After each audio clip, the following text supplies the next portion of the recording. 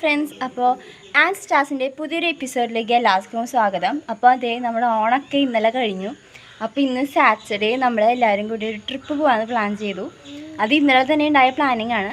അപ്പോൾ നമ്മൾ ഇന്ന് പോകുന്നത് പോര്, അതിനുശേഷം ചിലപ്പോൾ സിമിനി ഡാം, അങ്ങനെയാണ് നമ്മൾ ഉദ്ദേശിക്കുന്നത്. അപ്പോൾ നമ്മൾ ഇനി പോണ വീഡിയോസും കാര്യങ്ങളൊക്കെ നമ്മൾ പറ്റുകയാണെങ്കിൽ നമ്മൾ എടുക്കുന്നതായിരിക്കും.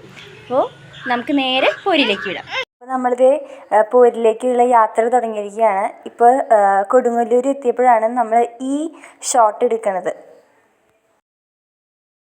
അപ്പോൾ നമ്മൾ ആദ്യം പോയ സ്ഥലം എന്ന് പറയുന്നത് പാണൻകുഴി എക്കോ ടൂറിസം സ്ഥലത്തേക്കാണ് നമ്മളവിടെ പോയത്. അപ്പോൾ നമ്മൾ കാറ് പാർക്ക് ചെയ്ത് നടക്കണ ആ വഴിയാണ് ഇപ്പോൾ ഈ കാണുന്ന ഈ വീഡിയോയിൽ ഇപ്പോൾ കാണുന്നത്. നമ്മൾ ആ വഴിയിൽ കൂടെ നടന്ന് പാർക്കിങ്ങിൽ നിന്ന് നടന്ന് വരുന്ന കാഴ്ചയാണ് ഇപ്പോൾ കാണുന്നത്. അപ്പോൾ ഇതിൽ കുറേ നിയമങ്ങളൊക്കെ എഴുതിയിട്ടുണ്ട്. അപ്പോൾ അതൊക്കെ പാലിച്ച് വേണം നമ്മൾ അകത്തേക്ക് പോകാൻ. ഇവിടെ എൻട്രി ഫീസ് ഉണ്ടാവുന്നതായിരിക്കും. അപ്പോൾ ഇവിടെ എൻട്രി ഫീസ് എന്ന് പറയുന്നത് ഇന്ത്യൻ അഡൾട്ട്സിന് 70 റുപ്പീസും പിന്നെ ചിൽഡ്രൻസ്, അതായത് 5 to 13 ഇയേഴ്സിലുള്ള കുട്ടികൾക്ക് 25 റുപ്പീസാണ് ഇവിടുത്തെ എൻട്രി ഫീസ് എന്ന് പറയുന്നത്. ഈ സ്ഥലത്തിൽ രണ്ട് സൈഡും നല്ല ആംബിയൻസ് ഉള്ള സ്ഥലങ്ങളാണ് ഇതെല്ലാം. പിന്നെ ഇവിടെ നമുക്ക് ആനക്കോട് എന്ന് പറയുന്ന കുറേ ആനകളെ ശുശ്രൂഷിക്കുന്നൊരു സ്ഥലം കൂടിയാണിത്. നമ്മൾ അവിടുന്ന് കുറച്ച് നടക്കുമ്പോൾ നമുക്കിതുപോലൊരു ബോർഡ് കാണാം. എലിഫൻറ്റ് ക്യാമ്പയിൻ 500 മീറ്ററും ഡിയർ പാർക്ക് 250 മീറ്ററും ഉള്ളിലേക്ക് നടക്കണം. ഇത് അത്യാവശ്യം നടന്ന് കാണാനുള്ള സ്ഥലമാണ്. അതുകൊണ്ട് തന്നെ പ്രായമായവർക്ക്, നടക്കാൻ ബുദ്ധിമുട്ടുള്ളവർക്കാണെങ്കിൽ കുറച്ച് പ്രശ്നങ്ങളൊക്കെ ഉണ്ടാവും. അല്ലാണ്ട് നന്നായി തന്നെ എൻജോയ് ചെയ്ത് കാണാൻ പറ്റിയ സ്ഥലമാണ് ഇത് മുഴുവൻ. അപ്പോൾ ഇതിൻ്റെ സൗണ്ട് ഞാൻ ഫുള്ള് കുറച്ചിട്ടാണ് ഇത് റെക്കോർഡ് ചെയ്യണത്. അതുകൊണ്ട് തന്നെ നമുക്കിതിൽ ചീവീടുകളുടെ സൗണ്ടുകളൊന്നും കേൾക്കാൻ പറ്റില്ല. പക്ഷേ അവിടെ ആ ഗ്രാമത്തിൽ, അല്ലെങ്കിൽ ആ ഫോറസ്റ്റിൻ്റെ ഉള്ളിൽ ഇതുപോലെ ചീവീടിൻ്റെ സൗണ്ടുകളൊക്കെ കേട്ട് നടക്കുമ്പോൾ നല്ലൊരു സുഖമുള്ള ഒരു മനസ്സിന് സന്തോഷം നൽകും. അതുപോലെ തന്നെ നമുക്ക് ഇവിടെ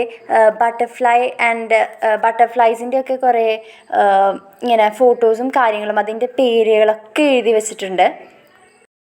ഞങ്ങളവിടെ എത്തിയത് എനിക്ക് തോന്നുന്നു 10:30-11 മണി ആ സമയത്താണ് ഞങ്ങളവിടെ എത്തിയത്.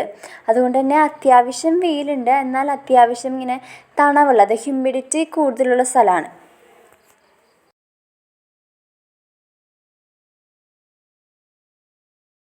നമുക്കിങ്ങനെ നടക്കുമ്പോൾ തന്നെ നമുക്കിങ്ങനെ ബോർഡുകളൊക്കെ കാണാം. ഇവിടെ എത്ര മീറ്റർ നടന്നാലാണ് ഡിയർ പാർക്ക്, അങ്ങനെയൊക്കെ എല്ലാ സ്ഥലത്തും ഇവർ ഡയറക്ഷൻസൊക്കെ എഴുതി വെച്ചിട്ടുണ്ട്.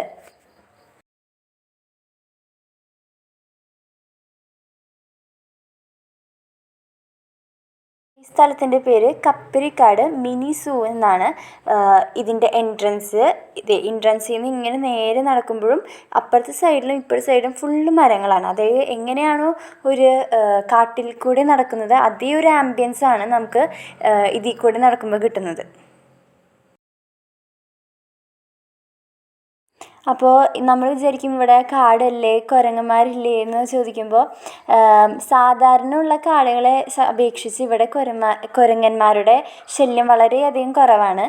ഞാൻ പോയപ്പോൾ ഒരു കുരങ്ങനെ മാത്രമാണ് ഈ വഴിയിൽ തന്നെ കണ്ടത്.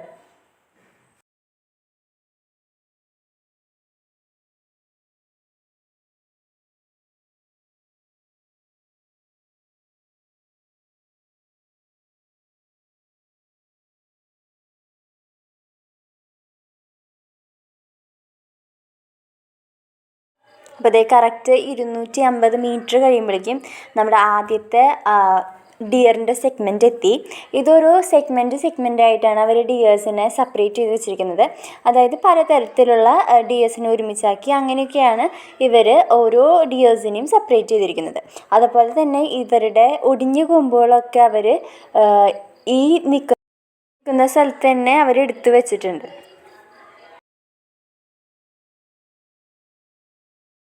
അപ്പോൾ അവിടുന്ന് കുറച്ചും കൂടി നടക്കുമ്പോൾ നമുക്ക് ഇപ്പുറത്തെ സൈഡിലൊരു ഓല മേഞ്ഞൊരു വീടൊക്കെ കാണാം. പിന്നെ അവിടെ നിന്ന് കുറച്ചുകൂടി നടക്കുമ്പോൾ ഇതുപോലെ ഒരു വലിയൊരു ബാംബൂവിൻ്റെ ഒരു കൂട്ടം തന്നെ നമുക്ക് അവിടെ വളർന്ന് നിൽക്കുന്നത് കാണാം. അത് കഴിഞ്ഞിട്ട് കുറച്ചും കൂടി നടന്നു കഴിയുമ്പോഴാണ് നമുക്ക് അടുത്ത സെഗ്മെൻറ്റ് ഡിയേഴ്സിന് വരുന്നത്. ഇത് ഒരു നേരത്തെ കണ്ടതിൻ്റെ അതേ ഒരു ടൈപ്പ് ഓഫ് ഡിയർ എന്ന് പറയാം, പക്ഷേ സെയിം ടൈപ്പല്ല. അതിൻ്റെ ഈ മരക്കൊമ്പിൻ്റെ താഴത്താണെങ്കിൽ നല്ലൊരു തണുത്തൊരു ഫീലാണ് നമുക്ക് അതിൻ്റെ താഴെ ഇരിക്കുമ്പോൾ കിട്ടാറ്. അപ്പോൾ വേറെ ടൈപ്പ് ഓഫ് ഡിയേഴ്സാണ് നേരത്തെ കണ്ടത് നമ്മൾ. അപ്പോൾ അതേ വഴി കൂടെ തന്നെ നമ്മൾ വീണ്ടും കുറച്ചുകൂടി നടക്കുമ്പോഴാണ് നമുക്ക് അടുത്തൊരു സെഗ്മെൻറ്റ് ഡിയേഴ്സിനെ കാണുന്നത്. അത് ഞാൻ ഇപ്പോൾ അത് വീഡിയോ എടുക്കാൻ മറന്നതുകൊണ്ട് അത് നമ്മൾ കാണിക്കുന്നില്ല. അവിടുന്ന് കറക്റ്റ് 500 മീറ്റർ നടക്കുമ്പോഴേക്കും നമുക്കിത് കപ്രേക്കാട് എലിഫൻറ്റ് ക്യാമ്പ് കാണാം. അതിൻ്റെ തൊട്ടിപ്പുറത്ത് തന്നെ നമുക്ക് ഓരോ ആനകളുടെ വയസ്സും പേരൊക്കെ നമുക്ക് എഴുതി വെച്ചിട്ടുണ്ട്. അവിടെ 7 ആനകളാണുള്ളത്.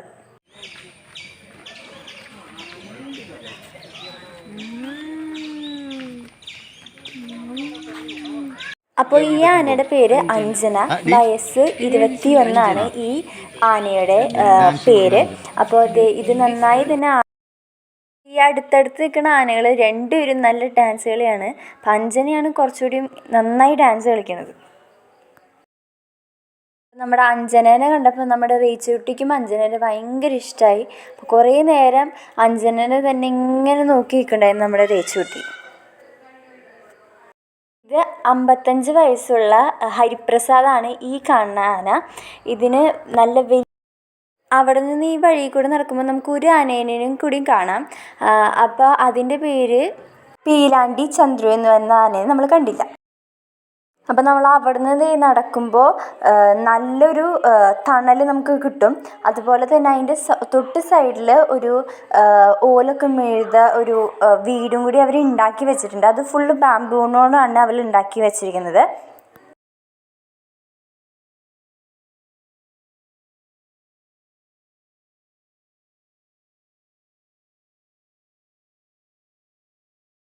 അപ്പോൾ അതിൽ കൂടെ നമ്മൾ നടക്കുമ്പോഴേക്കും മഴ ചെറുതായിട്ട് ചാറി. അപ്പോൾ നമ്മളിത് കുടയും പിടിച്ചായി പിന്നെ നടപ്പ്. അപ്പോൾ അവിടെ നിന്ന് കുറച്ച് നടക്കുമ്പോഴേക്കും നമുക്ക് ചിൽഡ്രൻസ് പാർക്ക് കാണാം. അതുപോലെ തന്നെ ഏറുമാടം തുടങ്ങിയ കാര്യങ്ങളൊക്കെ അവിടെ നിന്ന് നമ്മൾ കുറച്ചും കൂടി നടക്കുമ്പോൾ കാണാവുന്നതാണ്. അതുപോലെ തന്നെ നമുക്ക് അവിടെ ആനക്കടവും കൂടി നമുക്ക് അവിടെ കാണാവുന്നതാണ്.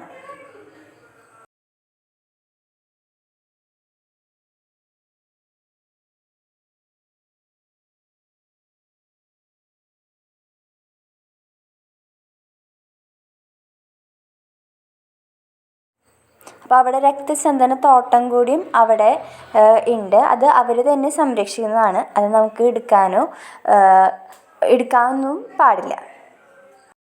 അവിടെ ഒരു ഏറുമാടൊക്കെ ഉണ്ടാക്കി വെച്ചിട്ടുണ്ട്. ഇതിൻ്റെ തൊട്ട് താഴെയാണെങ്കിൽ നമ്മുടെ പുഴ ഇങ്ങനെ ഒഴുകിക്കൊണ്ടിരിക്കുകയാണ്. അപ്പോൾ ആ പുഴ എന്ന് പറയുന്നത് ആനകളെ കുളിക്കാൻ ഇറക്കുന്ന കുളമല്ല, നദിയാണ്. അപ്പോൾ ഇതിൻ്റെ തൊട്ട് ബാക്കിലാണ് ആ നദി ഇങ്ങനെ ഒഴുകിപ്പോകുന്നത്. അപ്പോൾ ആനക്കൂടിലേക്ക് പോയ എപ്പിസോഡ് ഇവിടെ അവസാനിക്കുകയാണ്.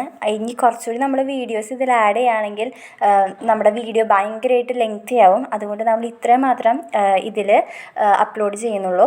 പിന്നെ അടുത്തത് പൂരിലേക്ക് പോയത് നമ്മൾ വേറൊരു എപ്പിസോഡായിട്ട് ഇറക്കുന്നതായിരിക്കും. അപ്പോൾ thank you all for watching. Like, share and subscribe.